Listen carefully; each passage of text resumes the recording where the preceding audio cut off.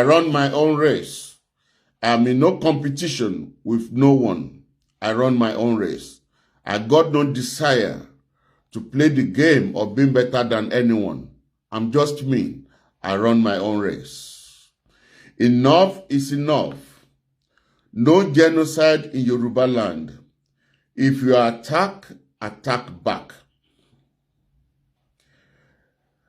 Yemi Osinbajo deceived the Christians and the Yorubas to install Muhammad Buhari, and after the demise of Buhari, true or false but rumored, the elders in the north colluded together with the help of greedy Yorubas and Igbos, promising them power and token amount and install foreigners to rule our beloved country, Nigeria, under supervision of Abba Kyari. I cannot blame the international community that kept mute because it was our wish. Yorubas, do you remember how Gowon deceived Awolowo? Babangida and Buhari worked against MKO Abiola deceitfully to make sure power remained in the north. Do you remember how Gowon brought Fulanis to help defeat Biafra in the civil war? How Egyptian army destroyed Biafra land? Now Buhari opened door for jihadists to invade Nigeria by visa free to Nigeria from Arab African nations that cannot contribute to our economy, and to bring them to Yoruba land to occupy and raise jihad flag in Ondo and Ekiti state and occupied all Yoruba lands. And implement Ruga to eradicate Yoruba race. I had a dream today, 22nd of December 2019, Makidan, where Kwaboye Adeboye of Redeemed Church was assassinated, and Wale Soyinka. I pray it will not happen, but Yoruba must pray, RCCG must pray. Do you remember how boastful the Northerners are saying that Yorubas are their slaves, and yet the Yorubas are saying Buhari is right? All federal government parastatals are held by Fulani Hausa Muslim, yet Yoruba are still in full support of this tyrannical government because of tokens. The only solution is for Yoruba to go and form their own country. The dog that we lost will not hearken to the whistle of the hunter. Tinubu will be assassinated by Buhari team. So Osinbajo will go to jail or be killed. What will be reaction of Yorubas? Answer is absolutely nothing. Tinubu, come back home now before it is too late. Babangida said that if there are shoutings of war by Yorubas, that he will go back and sleep. Are Yorubas so coward? All elders know the truth about what is going on in Aso Rock, but most of them were bribed by Rolls Royce and dollars at the detriment of unborn generation. Can you imagine what happened on the 6th of December 2019? And a poster dressed in loyal regalia. What a country. Dr. Lando was said, when a slave becomes king, the whole land will perish. For Oduduwa Republic not to perish, now is the time to rise and fight for our rights.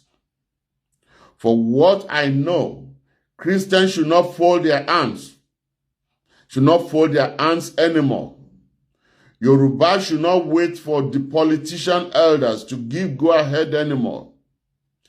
Parts cannot break palm kernel. Only hard stone with force can do it.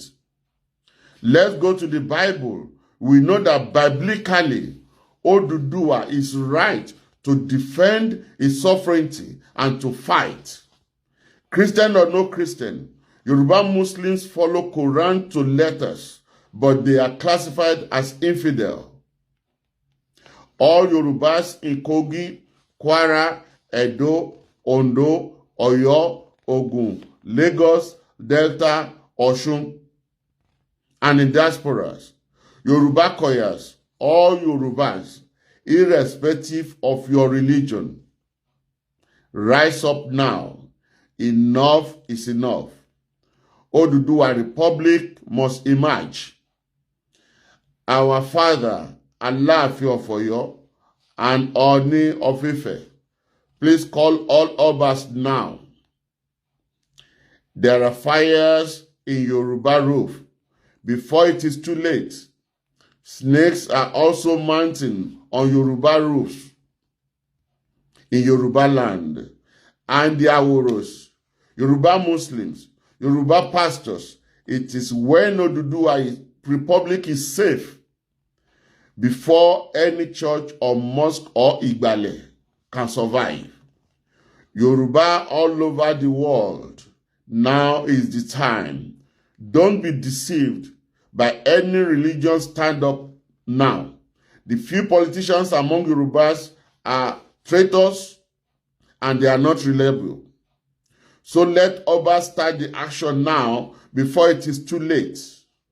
All the youths remain calm, but form yourself into groups, formidable groups, and listen to the Obas. Don't fight, but if you are attacked by anybody, attack them back.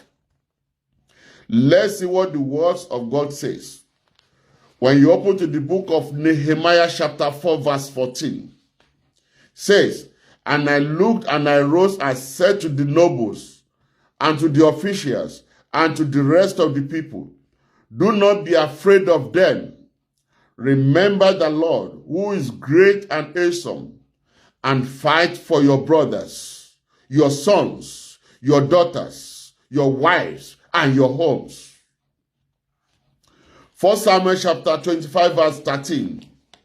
"And David said to his men, every man strap on his sword, and every man of them strap of his sword. David also strapped on his sword, and about 400 men went up after David, while 200 remained in the baggage." And for the book of Genesis chapter 9 verse 5 to 6 says,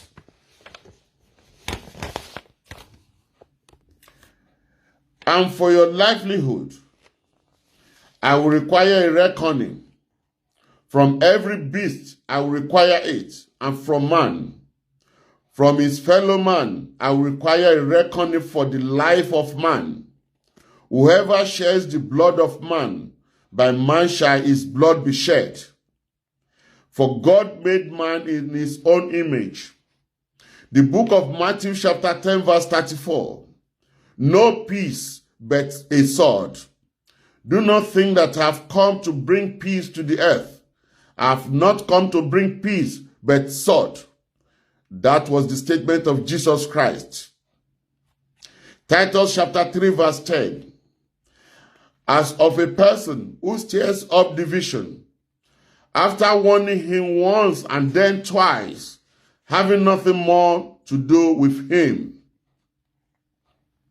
The book of Psalms says, chapter 144, "My rock and my fortress, blessed be the Lord my rock, who trains my hand for war and my fingers for battle." Ephesians chapter 6 verse 13, "Therefore take up the whole armor of God, that you may be able to withstand in the evil day, and having done all, stand firm." Ecclesiastes chapter 3 verse 8, "A time to love and a time to hate, a time for war and a time for peace." 1 Timothy chapter 5 verse 8, "But if anyone does not provide for his relatives, and especially for members of his household, he has denied the faith and is worse than an unbeliever, than infidel." Don't obey submission of weapons in the south and southwest and in Yoruba kingdom. 1 Samuel chapter 13 verse 19 to 22. "Now there was no blacksmith to be found throughout all the land of Israel. For the Philistines says, let the Hebrew make themselves sword or spears. But every one of the Israelites went down to the Philistines to sharpen his plowshare, his mattock, his axe, or his sickle. And the charge was 2 thirds of shekel for the plows and for the mattocks, and 1 third of a shekel for sharpening the axes and for setting the goads.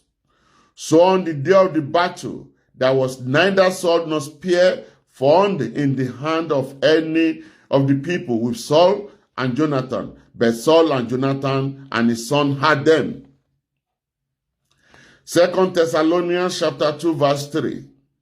Let no one deceive you in any way, for that day will not come unless the rebellion comes first and the man of lawlessness is revealed, the son of destruction. Buhari has never obeyed any rule of law. Now it's time for you to stand firm, all Oduduwas. I implore all youths to get ready for liberation from the Fulanis once and for all. Oduduwa Republic is hereby declared. Action must follow all over the world. God bless the queens. God bless the kings. God bless Oduduwa Republic.